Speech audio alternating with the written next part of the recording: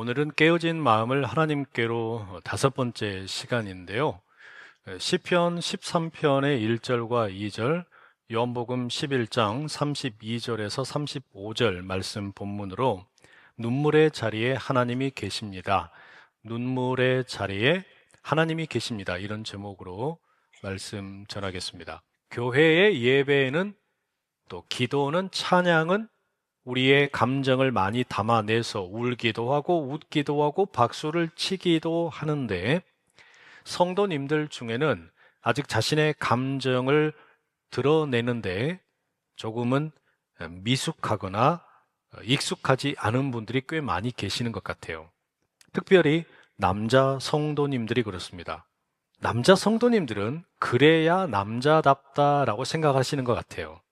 자기 감정을 절제하고 마음을 숨기고 웃음이든 울음이든 드러내지 않고 사는 게 그게 남자다운 거다. 이렇게 생각하시는 것 같아요. 그래서 가정이든 직장이든 교회에서든 그런 감정을 드러내는 일이 좀처럼 없습니다. 근데 문제는요, 우리가 감정을 숨기고 살게 되면 특히 이 슬픔의 감정, 눈물을 숨기고 지내다 보면 언젠가 이게 뜻하지 않은 곳에서 생각하지 못한 방식으로 폭발하곤 합니다. 그래서 우리가 감정을 잘 표현하는 법을 배워야 되겠다. 왜냐하면 우리가 슬픔의 경우에 더 불편해하는 마음이 있죠. 눈물을 흘리는 자리에 오래 머물지를 못합니다. 그래서 누군가가 사랑하는 사람을 떠나보내고 애도하고 있으면 이렇게 이야기를 합니다. 시간이 약이다. 믿음으로 이겨라. 이미 천국에 갔잖아. 이게 틀린 말은 아니죠. 맞는 말인데 문제는 뭐냐면 그게 너무 이른 말일 수가 있어요. 너무 빠른 말일 수 있다는 이야기입니다. 성경은 슬픔을 빨리 정리해라 말하지 않습니다. 오히려 슬픔이 우리를 망가뜨리는 감정이 아니라 하나님께로 더 가까이 나아가는 통로가 된다 말합니다. 시편 오늘 본문 13편 1절 이렇게 시작합니다. 함께 읽어보실까요? 시작. 여호와여 어느 때까지이니까 나를 영원히 잊으시나이까 주의 얼굴을 나에게서 어느 때까지 숨기시겠나이까.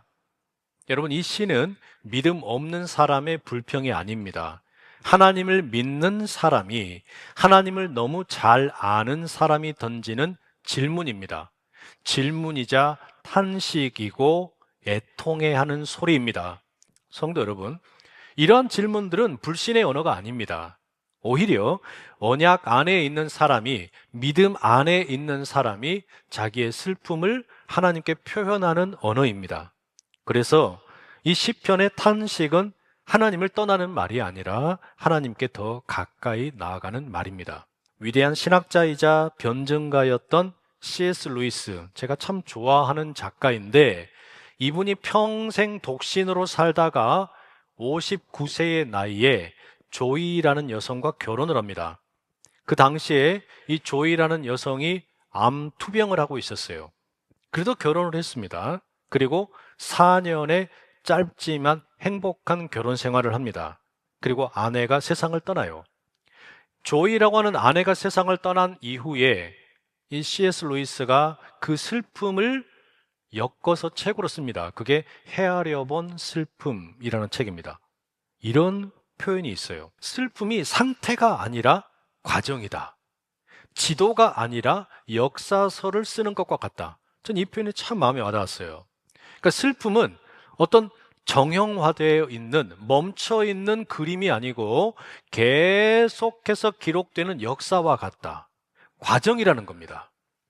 애도도 마찬가지예요. 단순히 잊어버리는 게 아닙니다. 슬퍼한다라는 게 금방 잊어버리고 끝나는 게 아니고 돌아가신 나의 소중한 사람의 위치를 바꾸는 겁니다. 내 삶의 중심에 육체로 함께 계셨던 분을 이제는 내 마음의 영혼의 깊숙한 자리로 옮기는 거예요. 그 과정을 애도라고 부릅니다. 요한복음 11장에 가면 예수님께서 나사로가 병들었다는 소식을 들었지만 늦게 가시다가 그가 죽게 되고 그 장례식의 장리에 방문하는 이야기가 나오죠. 예수님께서는 나사로를 살리실 계획을 가지고 계십니다. 그런데 조금 뒤면 그 무덤 앞에 가셔서 나사로야 나와라 말씀하실 그 예수님이 나사로의 무덤 앞에서 제일 먼저 보이신 행동이 뭡니까? 예수께서 눈물을 흘리시더라. 근데 이 에다크리스엔이라고 하는 눈물을 흘린다라는 말은 조용히 눈물을 흘리는 거, 곁에서 함께 젖어가는 눈물을 가리킵니다. 이 짧은 구절 속에 기독교 신앙이 슬픔을, 눈물을, 애도를 어떻게 생각하는지를 우리에게 잘 보여줍니다. 예수님은 슬픔을 설명하는 분이 아니에요. 그냥 예수님은 슬픔의 자리에 들어가셨어요. 소중한 사람을 잃어버리고 슬퍼하고 있는 사람들 곁에서 함께 우셨다는 이야기입니다. 죽음과 상실과 깨어진 관계와 인간을 파괴하는 이 모든 현실에 대해서 거룩한 분노와 비통함을 가지셨다는 이야기입니다. 예수님의 눈물은 이런 뜻입니다. 이건 원래 이렇게 될 게 아니다. 원래 이 세상은 이렇게 창조된 게 아니다. 나의 사랑하는 백성들이 이토록 슬픈 죽음을 맞도록 지어진 게 아니다.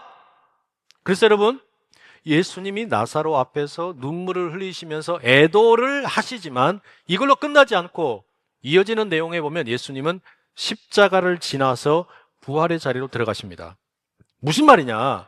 예수님께서 나사로의 무덤 앞에서 울고 계셨는데 사실 며칠 뒤에 자신의 무덤을 향해서 뚜벅뚜벅 걸어가시죠. 결국에 이 눈물은 나사로의 죽음을 향한 눈물이기도 했지만 자신이 감당할 십자가의 눈물이기도 합니다. 기독교의 신앙은 울지 마라 가르치는 게 아니라 오히려 어떻게 울어야 하는가를 가르치는 겁니다. 사도 바울이 데살로니가 전서 4장 13절에 그 내용을 참 잘 가르칩니다. 함께 읽어보실게요. 시작.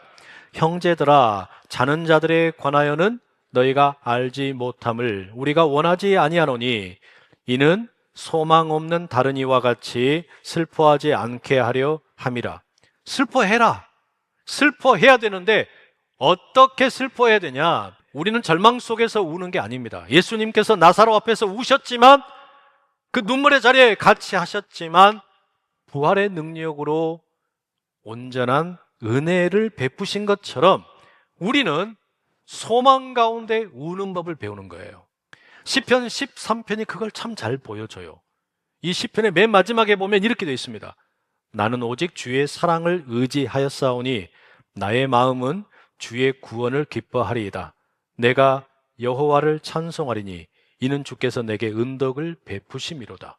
이건 여러분 고통이 사라졌기 때문에 나오는 고백이 아니에요. 상황이 완전히 달라졌기 때문도 아닙니다. 그럼 뭐냐? 자기가 애도하는 자리를 하나님께서 함께하고 계신다라는 것을 깨달은 사람의 고백입니다. 찬송하리로다. 그는 우리 주 예수 그리스도의 하나님이시요 자비의 아버지시요 모든 위로의 하나님이시며 우리의 모든 환난 중에서 우리를 위로하사 우리로 하여금 하나님께 받는 위로로서 모든 환난 중에 있는 자들을 능히 위로하게 하시는 이시로다. 맨 마지막이 중요합니다. 하나님으로부터 참된 위로를 받은 사람들이 뭘 할 수 있냐면 아파하는 다른 사람들을 위로할 수 있다. 하나님의 위로를 깊이 경험한 사람이 다른 사람을 위로하는 자가 될 수 있다. 여러분, 이게 진짜죠. 사랑하는 성도 여러분, 교회는 문제를 빨리 해결하는 공간이 아닙니다. 교회는 슬픔을 설명해 주는 것도 아닙니다. 교회는 그저 옆에서 울고 있는 성도 옆에서 함께 울어주는 곳입니다. 그리고 중요한 게 있어요. 이 슬픔이 전부가 아니다.